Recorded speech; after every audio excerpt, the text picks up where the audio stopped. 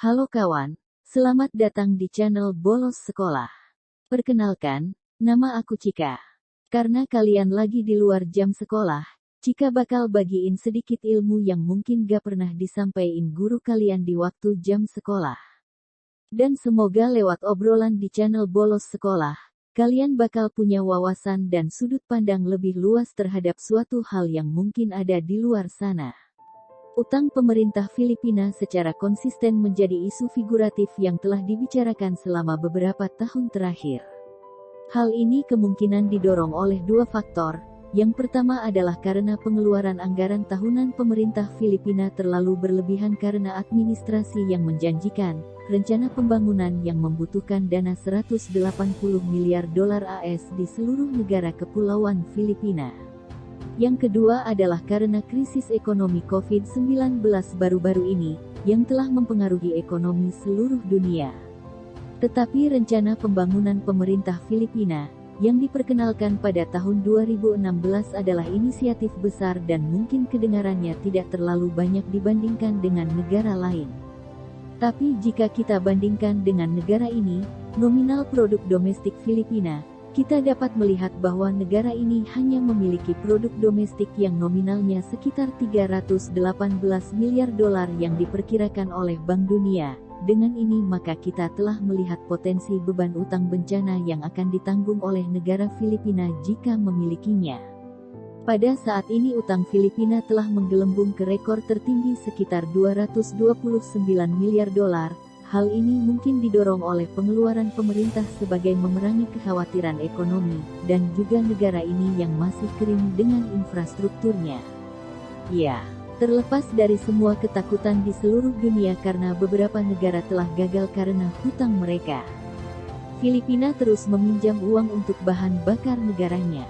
Ambisi satu pinjaman yang signifikan adalah ketika pemerintah Filipina dan Bank Pembangunan Regional yang juga dikenal sebagai Bank Pembangunan Asia telah menandatangani tahap pertama dari pinjaman senilai 4,3 miliar dolar untuk mendanai salah satu inisiatif terbesarnya. Dikenal sebagai proyek kereta api komuter selatan, dan dengan berbagai masalah seperti itu, kita mungkin melihat utang negara Filipina akan semakin meningkat. Sejauh ini Filipina memiliki rasio utang terhadap PDB sebesar 63,5% pada kuartal pertama T20, dan terakhir terlihat sejak tahun 2005. Ini mungkin merupakan saat yang mengerikan dalam sejarah bangsa ini. Selanjutnya, dalam mengatasi masalah utang Filipina yang terus menggelembung dalam beberapa tahun terakhir, di tahun 2016, Filipina telah memiliki utang terhadap PDB sekitar 42,1% dan pada tahun 2019 sebelum pandemi, utang Filipina terhadap PDB justru menyusut menjadi 39,6%. Namun begitu krisis ekonomi dunia melanda, ekonomi Filipina menjadi jauh berbeda. Jadi apa yang menyebabkan ancaman ekonomi di negara ini? Apakah karena COVID-19? Atau karena pengeluaran pemerintah yang berlebihan untuk infrastrukturnya? Bagaimanapun, itu masih terus menghabiskan ambisinya saat krisis terjadi, tetapi apakah itu pilihan yang tepat untuk dilakukan? Ini hanya akan terjawab setelah Filipina sepenuhnya berhasil dalam inisiatif besarnya dan dapat mengatasi beban utangnya. Inilah sebab mengapa hal itu dapat mengarahkan kita pada sikap yang harus diambil pemerintah Filipina terhadap rencana pembangunan infrastrukturnya. Mengapa pemerintah Filipina tidak berhenti, atau menunda dulu proyek pembangunan yang membutuhkan banyak dana itu? Sebelumnya, dia menjawab bahwa, pertama-tama kita harus mencatat bahwa rasio Filipina terhadap PDB telah menurun dari 2016.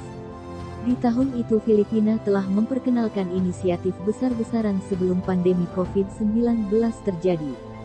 Tetapi pemerintah Filipina telah terlanjur menandatangani menjadi undang-undang dan beberapa miliar dolar pinjaman telah diambil namun rasionya turun menjadi 42,1% dari tahun 2016. PDB telah tumbuh jauh lebih cepat daripada yang bisa dipinjam oleh pemerintah.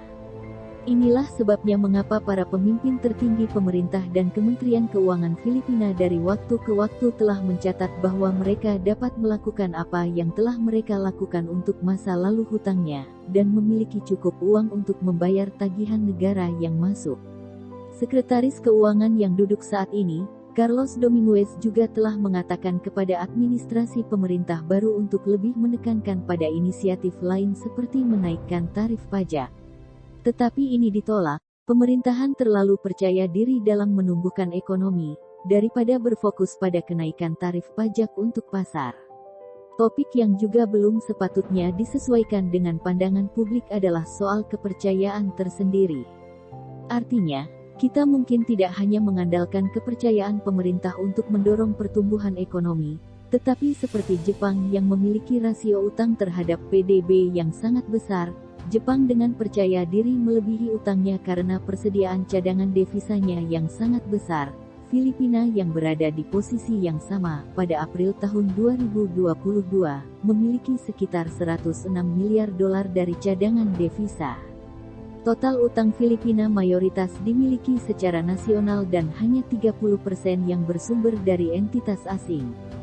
Tetapi karena Chika bukan ekonom, lebih sulit untuk berbicara tentang bagaimana keseluruhan utang internal dan eksternal ini dapat berlaku untuk Filipina, hanya dapat mengandalkan kata-kata para ahli yang sebenarnya. Akankah kita melihat pajak Filipina ditingkatkan dalam tahun-tahun mendatang? Ini sebenarnya sudah besar, mengingat negara ini memiliki salah satu yang tertinggi di seluruh benua Asia, dengan penghasilan kena pajak individu setinggi 35% dan korporasi sekitar 30%. Yah, kita benar-benar harus bergantung pada peran pemerintah dalam memastikan bahwa bangsa ini melakukannya. Chika juga berpikir bahwa pemerintah baru Filipina harus berhati-hati, terutama fakta bahwa AS berada di ambang resesi seperti yang selalu diketahui bahwa setiap kali raksasa barat memiliki pertumbuhan PDB negatif, ini mempengaruhi seluruh dunia termasuk dengan Filipina. Selain itu, Chika juga melihat inflasi yang meningkat ke masyarakat lokal dan harga minyak menjadi beban besar bagi Filipina. Kemudian kita mungkin mengharapkan reformasi pajak lebih lanjut yang seharusnya dinaikkan untuk menyelamatkan Filipina. Tetapi menurut Anda kemana arah ekonomi Filipina dan apakah menurut Anda pemerintah dapat sepenuhnya memaksimalkan rencananya sendiri untuk memerangi kekhawatiran utang yang masuk?